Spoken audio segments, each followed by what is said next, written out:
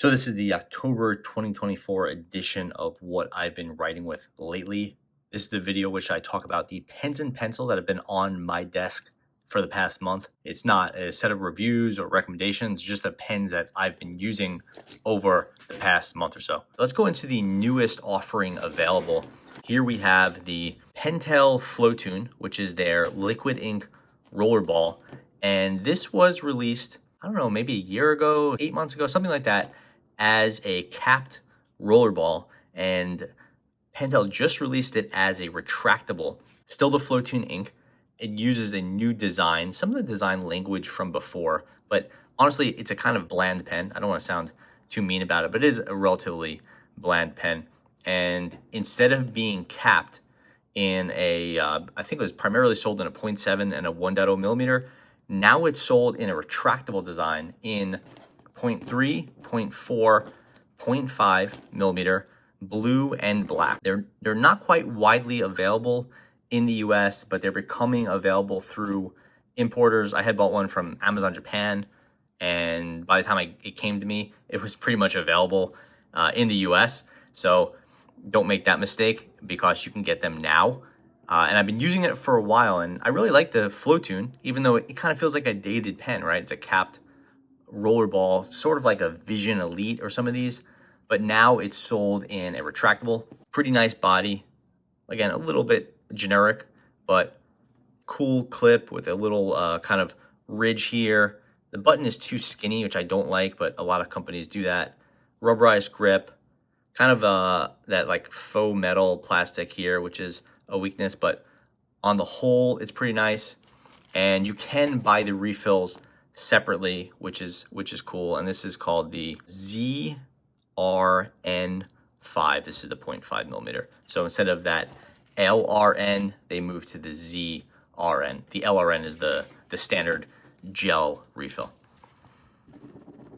These are really nice writers. They have very good flow, good color saturation, and they're quite reliable. They don't last too long, as you would have seen in my pen distance videos, but I really do like them. And I call them a rollerball, but if you read up on Pentel's literature about the Floatune pens, you'll see there's a little bit more to it than that. They kind of bill it as sort of like a middle ground between a rollerball and a gel.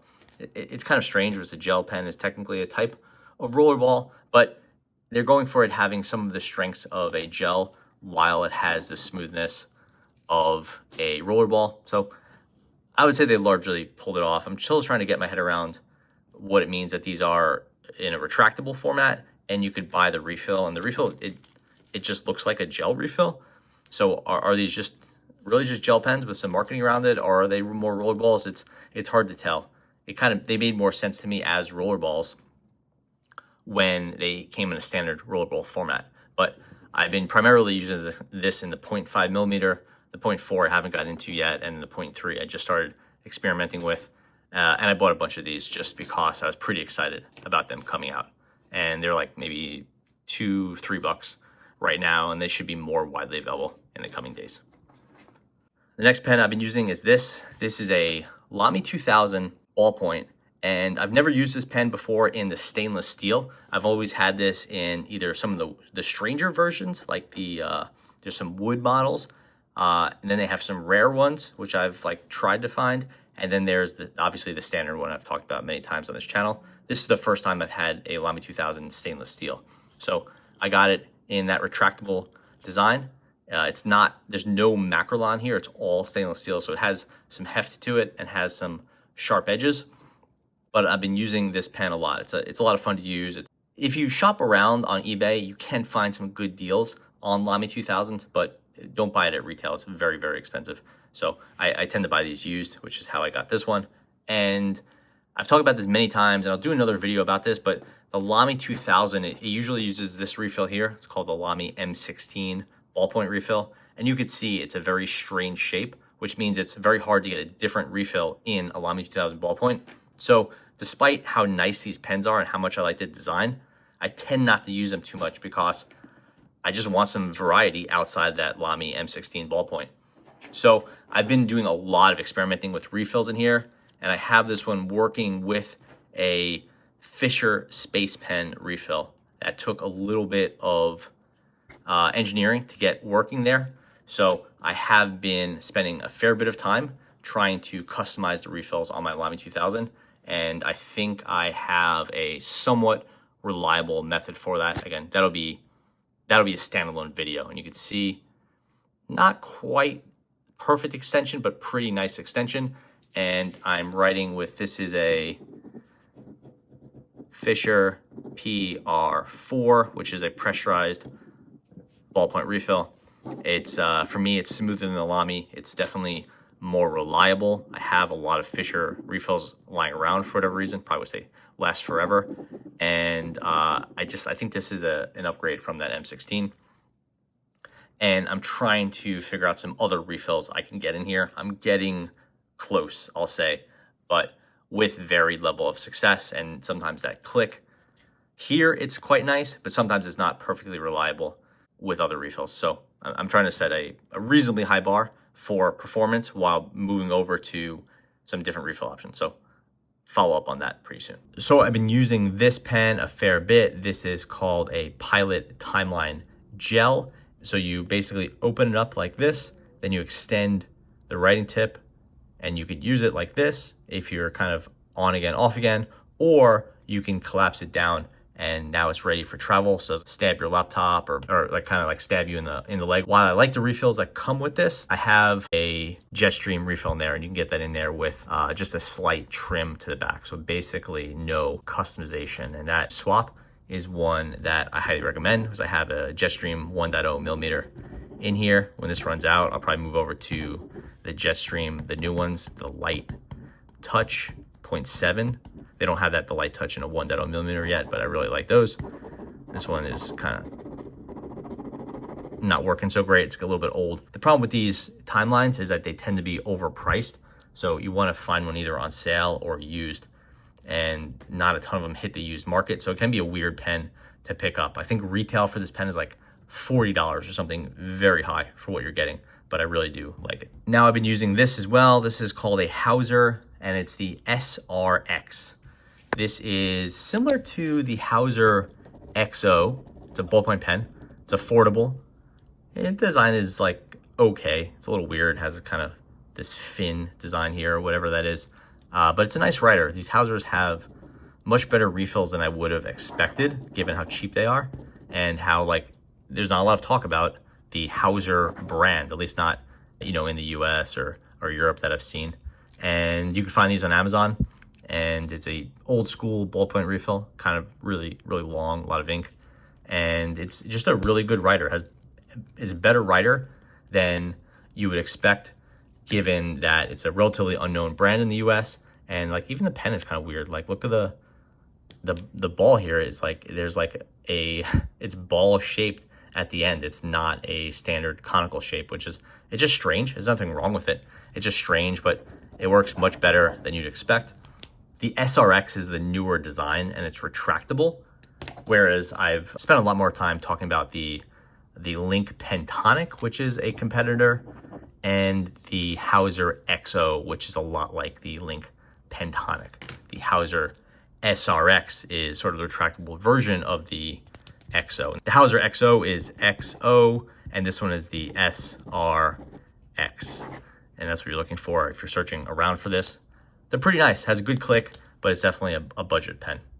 This one I've been using a little bit. This is called the Pilot Dr. Grip Gel, and I've had a lot of Dr. Grips over the years. They've been around forever. I always think back, maybe I don't know, 20 years ago, 25 years ago, you could buy a Dr. Grip, and it was definitely a nicer pen than you would be getting, at the supermarket or wherever people bought pens back then.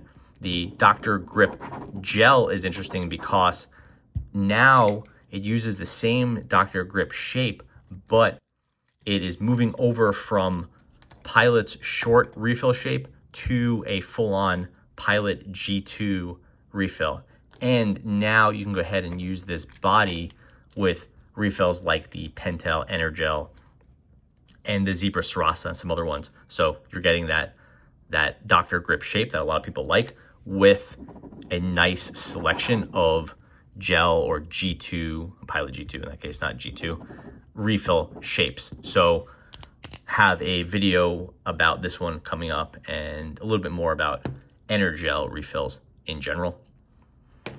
And then lastly, I have this one. This is I think a pretty rare, pretty expensive pen, a bit of an outlier for me. This is called a Postalco Layered pen. It was a collaboration with Uni, so Uni Mitsubishi. So you might criticize, and I'm sure people will criticize in the comments saying this is just a high-end Jetstream, and they're not wrong. It uses a much more sort of bespoke set of materials. It has this brass body, this brass end piece comes off, has this really high-end textured plastic here. It has this sort of layered or sandwiched design, full-on brass cap, and this is just a very beautiful, very expensive, and really nicely made kind of bespoke pen.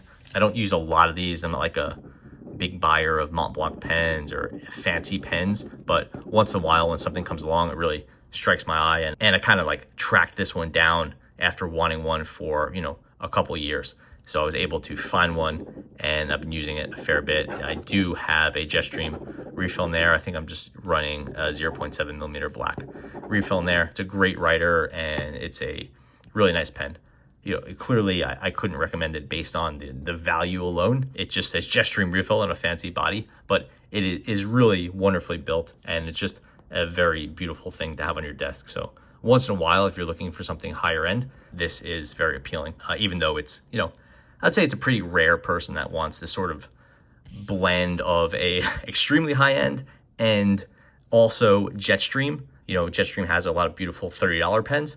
You know, who wants to go ahead and go into the $200 plus range to get a fancy Jetstream? I think you're like limiting your audience a lot, but I gotta say that's something that I found to be irresistible, even though I was convincing myself for probably like a year or 2 years or whatever that I didn't need one. Eventually I found it and I just tracked it down, and I've been really quite happy with it. And you can kind of hear the click here. It's really, really nice. Kind of reminds me of like a Parker 51 where you don't really see like what's it grabbing, but clearly it has a really great click to it.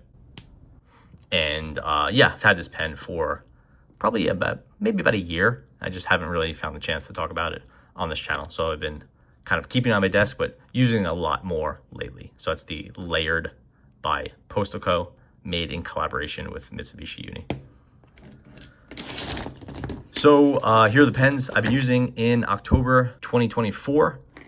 Primarily, I would say I've been using these Floatunes, trying to wrap my head around them. I've been doing a ton of experimentation with this Lamy 2000, trying to figure out the best refill I can get in there.